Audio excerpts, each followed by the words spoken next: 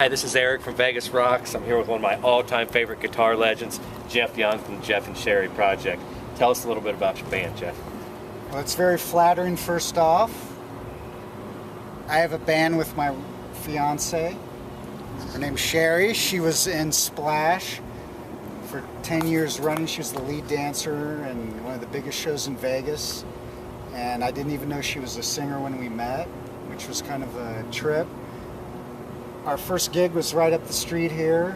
We did one song. We did the Rolling Stones' Wild Horses and took it in the studio and had Brian Tichy join us on drums and Stevie Wonder and Billy Cobham's bassist, Rick Firabaci.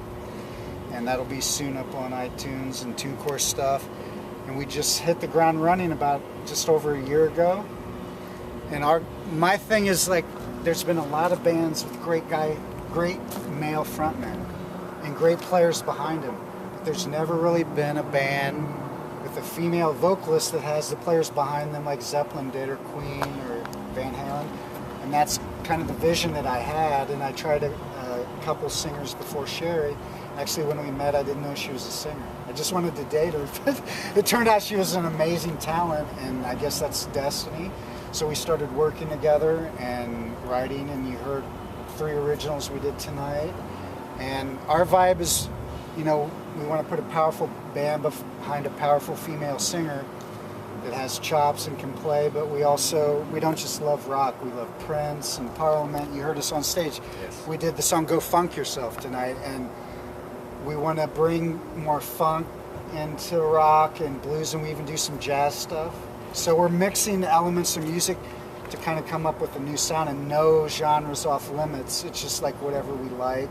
And it's going to come out sound like Jeff and Sherri. I understand there's a DVD in the works. Tell me a little bit about that. This is going to be cool. I was just talking about it with our drummer, Jeff Tatora, this evening. What we're going to do is, since people aren't buying albums or even singles that much on iTunes, and there's a lot of illegal downloading, hard for musicians to make a living. You know? We're the only people who work a full day and make less than people at McDonald's. You know, unless we got a gig or something happening. So to turn that around, I got the idea that if we went into the studio and we'll cut the 3 originals, maybe another. We got this really cool surf rock kind of haunting track with a lot of surf overtones. Maybe we'll do 4 originals, a couple of covers, and just in one day go in, track it all to 2-inch analog, and video everything. So you get to see the behind the scenes the whole day, the whole making of the process. We can make videos out of it. People can have the audio only. They can buy the DVD, whatever they want to do. We're going to release it as a DVD. We filmed every show we've done from the first little one song we did up the street till tonight, and everything in between. We have a team of friends that have filmed everything we have. So not only do we have a lot of live stuff we can include, there's some of it on YouTube and a bunch we haven't posted, but we have a bloopers reel that's out of control. The first time we played here, I mean, Sherri was kind of her dream to play here. I think she wore the same boots, knee-high boots that she wore tonight. She went to do this move and her heel got stuck in her other boot, and she did a windmill thing on the stage here and almost face planted. Can't wait to see that. We have all kinds of stuff like that, and I have a feeling that will sell the DVD initially even more than the music, but once they buy it for the bloopers, but tune in for the music. I always wanted to ask somebody like you a question that I want to know. You lived the scene in the 80s when the music scene was so big. You know, you were a big part of it with the whole Megadeth thing. What do you think about the scene today? How can we bring it back to what it was at that time? I listed a few things just there. You got to we can start by recording the analog, because we're analog creatures. Digital corrupts our spirit.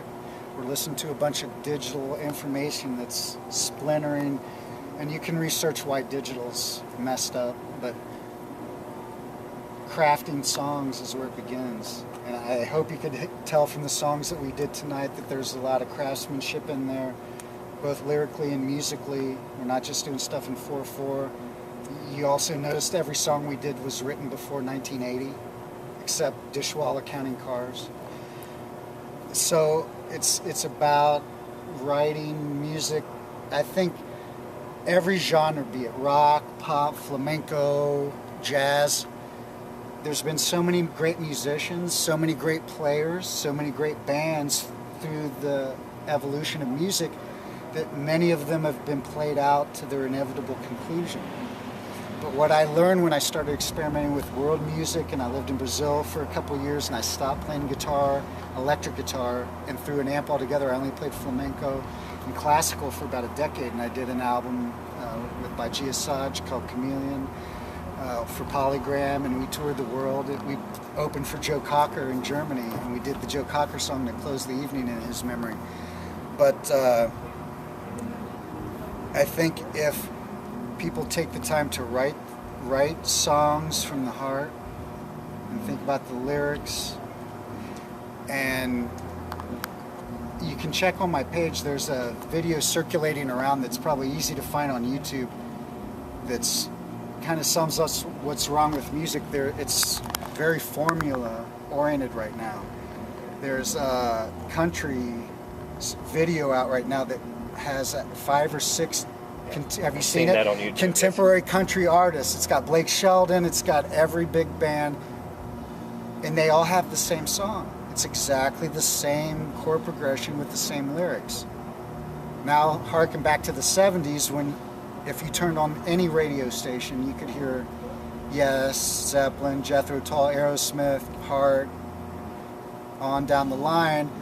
There was a lot more diversity, so we just got to be open, and we got to not go to the mainstream sources, you know, that are going to, I mean, there's no MTV, so we don't got to worry about that.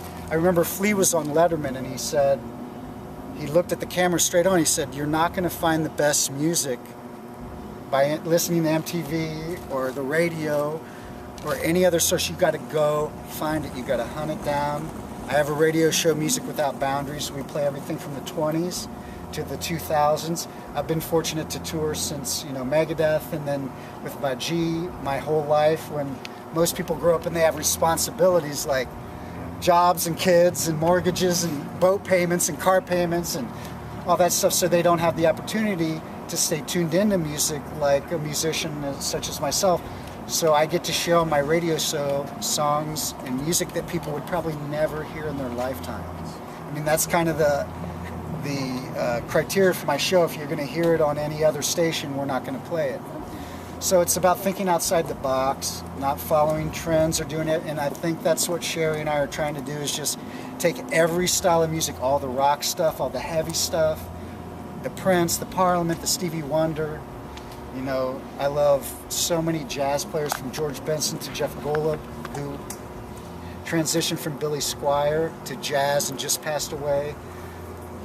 It was very sad last week, and we actually do one of his songs in our set, Skin Tight by the Ohio Players. Heard it but tonight. we do a jazz version. So it's about that. It's about just being open and looking outside the box. When can we get the DVD? Can you give me a projected time or where people can find it at? That depends how quick people are going to donate to our Kickstarter.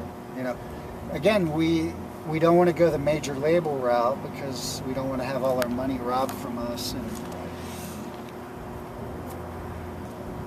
you have to do it from the ground up, grassroots. So we're building this, you know, one handshake at a time, one interview at a time, one show at a time. We're managing ourselves, we're booking ourselves for the time being, because that's the smart way to do it. So the answer is as soon as possible, you know, but we got to fund it and get all the musicians' schedules and go in and do it. So I'm hoping by summer. Well, as a big fan of your career, I want to say I know this new project's going to be big. Appreciate what you're doing for the scene, and really enjoyed your show tonight. Thank you, Jeff. Appreciate it. I mean, we really try to give back to Vegas. I have a lot of Vegas artists on my show, and that's the cool thing about having a radio show, is that everyone in the world is going to visit Vegas sometime. It's on their bucket list, right? Exactly. So why not come to Vamp? Come see Jeff Young. Yeah, so we get to build the brand and build the momentum via the radio show, and hopefully people, when they come to Vegas to see the town, they'll come off the Strip and come to a place like Vamp and maybe see some of the bands and the music in town. Thank you for your time, Jeff. My pleasure. Thank you.